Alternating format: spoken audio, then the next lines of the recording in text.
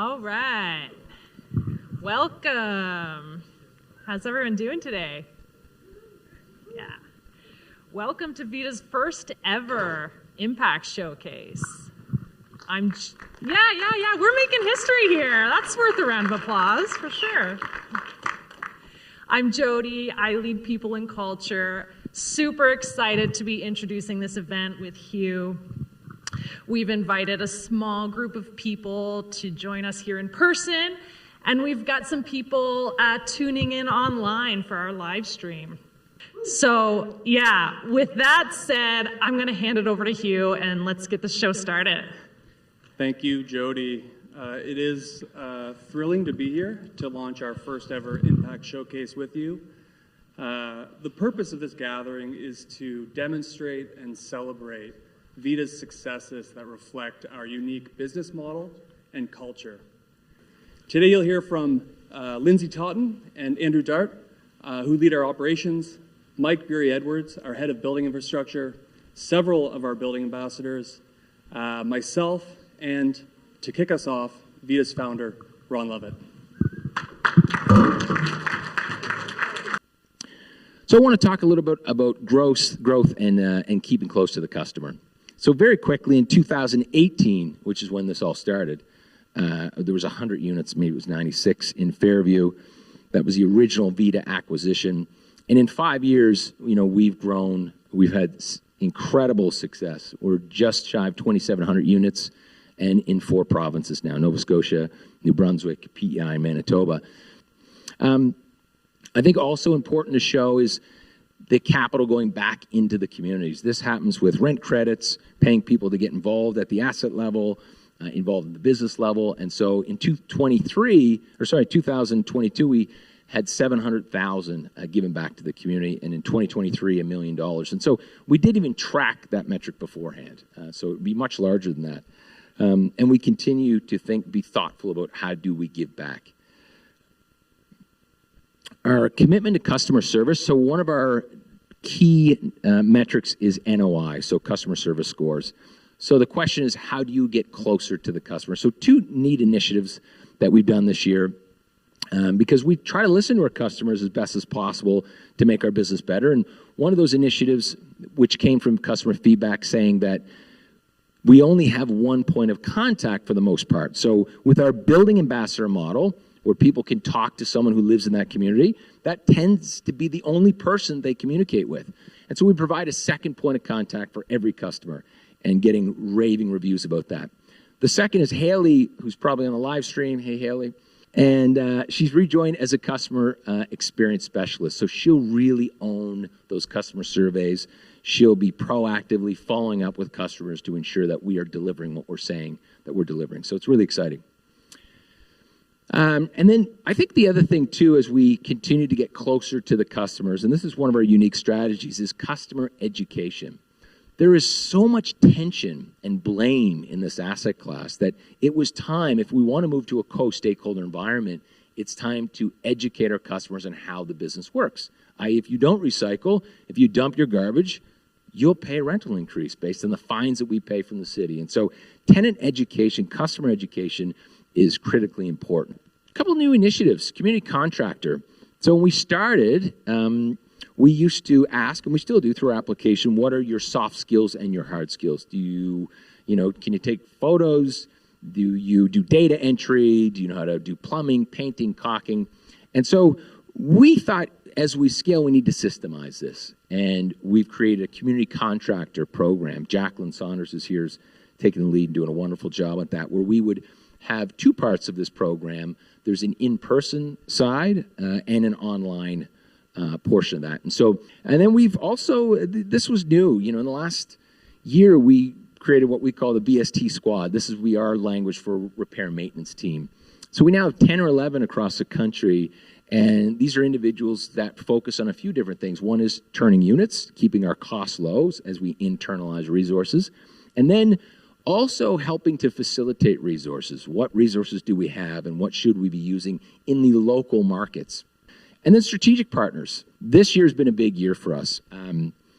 we've got Amazon up top. I was speaking at a real estate conference in Toronto. I think it was last September, and I had my son with me, Wellington. He was 5, and he was having a really bad day. He wanted to go back to the Royal Ontario Museum. He was pissed off, and I had this meeting at Amazon. I was like, I just have to bring him. I can't find a sitter for this kid right now.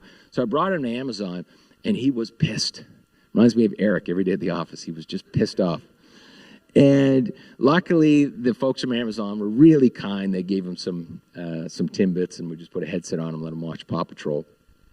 And had a meeting and got in front of the whiteboard and said, how do we create a partnership? Because you may not know this, but Amazon Business doesn't do business in Canada. We're the 3rd partner for Amazon Business, where for large products, a large volume, they will procure them for us.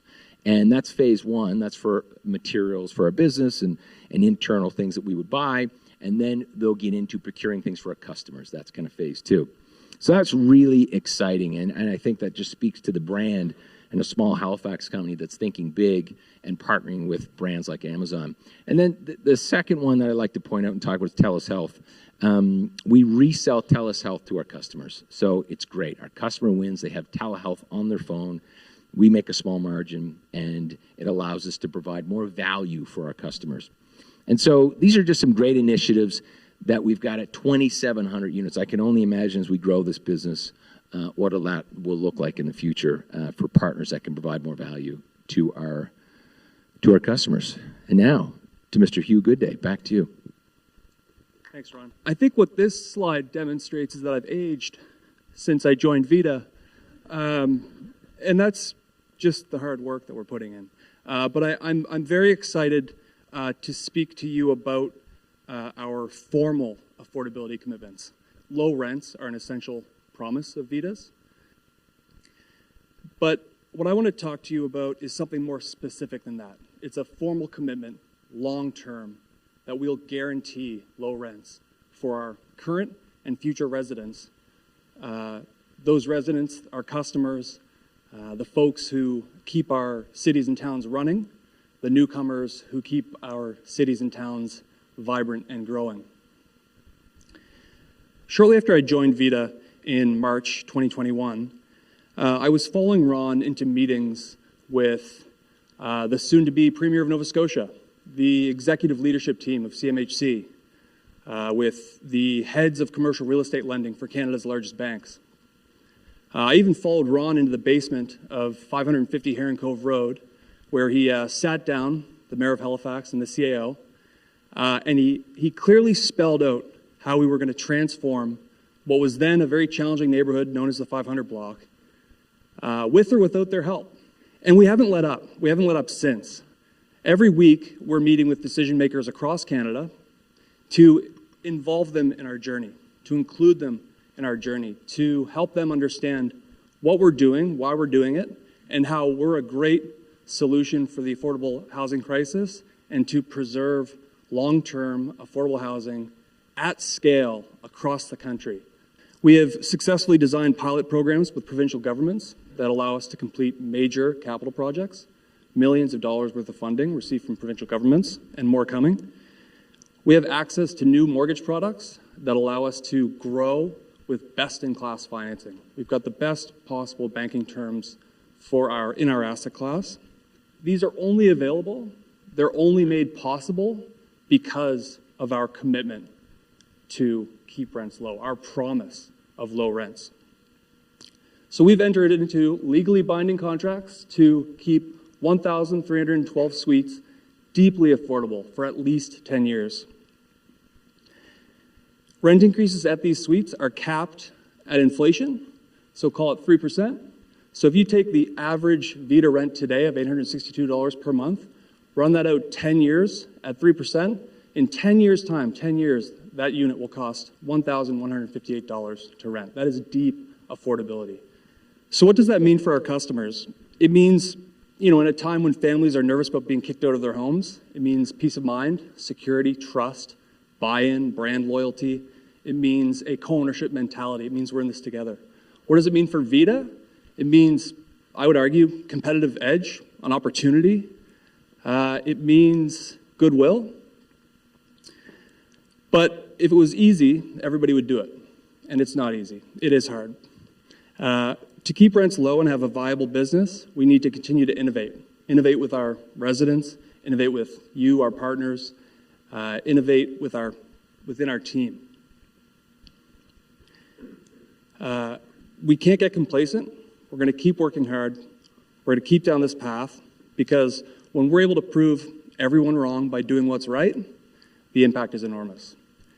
So I'm going to hand the mic over to Mike, my good friend, who's going to speak a little bit more about how our affordability commitments have revitalized the 500 block.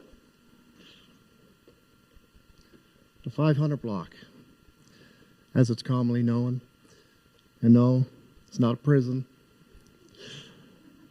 However, if you Google the 500 block, you'll find there's many articles in which residents felt like they're in a prison.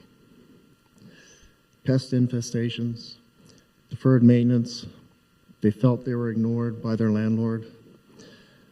The big corporate guys, they called it.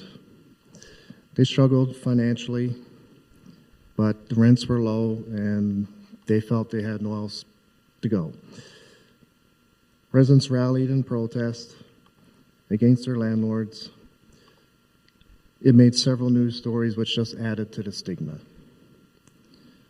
Jumping forward, June 2021, the 500 block was purchased by VIDA. I'm sure many people thought Ron was out of his mind, but our founder, Mr. Lovett, sees things through a different lens. He saw past the broken buildings and saw families that were in need of something better. Things really started to come together. People were starting to notice the positive change in the area. The buildings were looking fantastic. Instead of driving through the area and looking the other way, people were starting to notice the change and now wanted to look. But was Ron stopping there? Well, if you know Ron, there's no stop signs. What better way than to show your vision than to show your vision? A mural was a great way to do that. So now, upon approaching the entrance to the 500 block of the ever-improving Spryfield community, you can't help but notice. There was only one thing left to do. Get rid of the 500 block name and the stigma surrounding it. So with the feedback of our stakeholders, our community partners, and customers, welcome Serenity Village.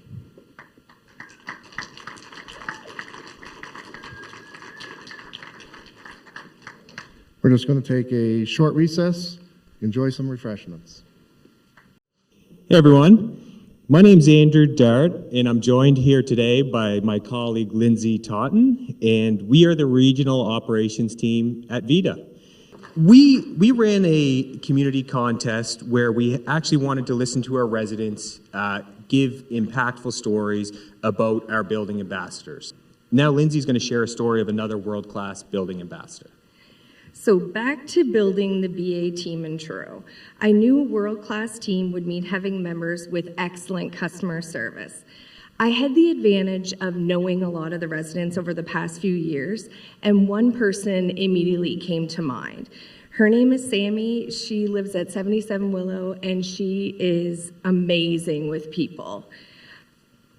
I approached Sammy thinking it was going to be an easy win, basically her signing the position outcomes in that moment, and she said no. It was quite a surprise to me. I let her think about it for a little bit, maybe sent a few trying to persuading her texts, and a few conversations later, she agreed to it on a trial basis. Now, fast forward to 18 months later, and she is thriving in the role. Here are some of the residents' testimony to prove how much she values customer service. Sammy works diligently to let the residents know that she cares. Sammy goes above and beyond. She should be rewarded for her kindness and diligence in her role as BA. One major thing about Sammy is her response time when you need her support. VIDA is lucky to have Sammy as an ambassador. She is compassionate, informative, and helpful. Sammy is absolutely amazing. She is trustworthy and so reliable. They couldn't ask for a better building ambassador. thank you, Sammy, for all your hard work and really proving how much customer service means to being a world-class BA. It's clear to all of us at VIDA that building ambassadors are the heartbeat. Lindsay and I have the pleasure of working closely with them day in and day out, and we don't take it for granted. I want to congratulate all of the award winners and every single building ambassador across the country. We're now going to invite our fearless leader, Ron Lovett, up to the stage for a panel interview with 3 of our world-class building ambassadors. Well, first, there's a quote that I love, which is, none of us are going to build great companies. We'll lead incredible people who build great companies. And so I've got the incredible pleasure of doing that. And this business is built around the building ambassadors. So I've got 3 BAs that I'd like to have come up. I think it's Brandy, Sandra, Morgan for a quick panel discussion. Yeah, what is the thing that you've done at VIDA that you're most proud of if you think about your time at VIDA? What's one? It's not what I've done, it's what VIDA's done for me. I have had more self-confidence and been able to show my children that their mom can do units, turns, and everything else. So I think I've gained more than anything with this company so far. That's great. And Brandy is also like relentless improvement. I remember one time we had a pothole and I was traveling somewhere and this is a pothole that didn't go away, and then I just saw a message. I don't even know if you were BA at the time. I was, yeah. Okay, right? And Brandy had went out, Googled YouTube how to fix it, bought the material, and was fixing potholes at every property. And so it was fantastic. And I couldn't do that. So thank you. No, I couldn't. No, I watched the video. I can't do that. Sandy, I'm going to ask you the same question. You've had an incredible journey here. What's something that you were involved with or stick-handled or initiated that you're very proud of? My biggest pride and joy is the VIDA bursary. I came to the team with an idea at one of our quarterly planning sessions, and they said, that's great, do it. So. Why don't you tell a little bit about the bursary? What is it? So we just had our first successful full year last year. We give a $500 prize to each zone. Currently, that was 4 zones that we had 4 winners last year. So there's an application process. Then we have a panel on our team that reviews the applications and pick a winner. And it just gives our residents a little leg up to furthering their educational goals. So this year we're going to have 6 zones, so we're pretty excited about that. That's great. Yeah, congrats. It's something to really be proud of. Yes. Morgan. Hey. It's funny, so Morgan joined from Truro, and I started seeing Morgan's name more and more and getting involved more and more. So tell us about that, Morgan. What is something that you've been involved with outside of the general building ambassador role in Truro? Mm-hmm. So I originally obviously was the building ambassador and then was able to be a team captain, was the community leader at one point. And then I kind of got asked to help out with the new PEI portfolio. So was helping all the residents there with the switch over and telling them all about VIDA, how to help out and become BAs there and stuff. It's probably the most exciting thing I've been doing with VIDA actually was the PEI portfolio. That's great, and you've done a great job, and thanks for that. Couldn't be prouder. So ladies, thank you for everything you do for VIDA, and thanks for your time up here. Thanks.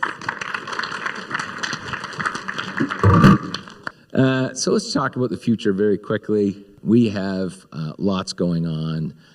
I'll just talk quickly as we grow our business, 1,500 units plus in our pipeline. And so we're hoping to further expand our business in some new provinces and close on some significant deals. And so we are expanding the business outside of multifamily. I think with Canada, we have lots of land. And our strategy, as you see on the screen, we're getting into what we're calling coastal modular. So we have our first 60-unit development in Kentville, where we own 6.5 acres. And so we're very excited about that, where we will develop that site, call it Trailer Park 2.0, and we'll sell these modulars. So they'll be like condos where people can buy them, and they'll be quite affordable. So the province has partnered with us on that. We've got a partnership with Habitat for Humanity, and as of last week, the Trailer Park Boys will be our partner in this venture, so that'll be fun. The VIDA platform, this is really exciting. The original concept of VIDA was not just to be owner or manager of our own assets, But I always talk about this like maybe like a Marriott hotel, like a platform that maybe we wouldn't own the assets, but would license a platform. And so we're very excited this year. Shannon McNeil's rejoined our team, moved back from Montreal. This is his area of expertise. And we're now entering into two pilots, one in Nunavut and the other south of the border in the U.S. with a group that's got 700 units where we won't own the assets, we won't collect the rent, but they will license the platform. So that's really exciting. We're continuing to break down barriers, and we'll be doing this again next year. I'm hoping this is the first Impact Showcase of many as we continue to grow across Canada into the U.S., and we'll see you guys back here in 2024, and then hopefully again in 5 years' time, 10 years' time, and we'll keep this going. Thanks very much. Take care. Drive safe.